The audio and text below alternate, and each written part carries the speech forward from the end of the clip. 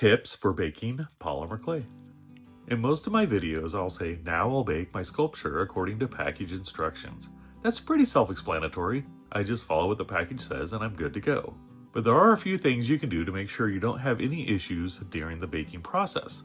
First is to use an air bake pan. When I got into sculpting, I heard of people often having issues burning their clay, and I definitely didn't want that. I figured since air bake pans are designed so you don't burn your cookies, maybe they'll help so my clay projects won't burn.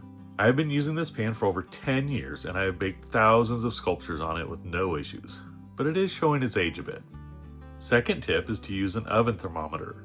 If you think the temperature setting of your oven might be off, using an oven thermometer could really help save you from some burnt sculptures.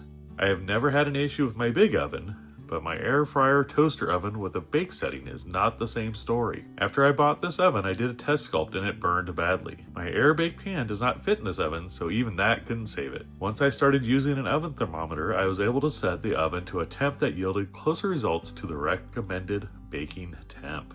For this oven, I use these tiles to bake my smaller pieces. My final tip is to use something to support your sculpture.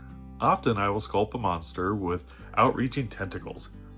Since the tentacles don't have wires in them, and I want the tentacles to be raised on the finished sculpt, I will need some support while it bakes. This can be done with foil, a small pan, or a metal utensil like this fork. If using foil, be sure to make sure it's really smooth so it doesn't leave a texture on the underside of the sculpt. If you found this video useful, please consider subscribing to my channel. Also, make sure to ring that notification bell. If you want to learn more about polymer clay, be sure to check out my bite-sized tutorial playlist, or you can check out one of my original creations up here.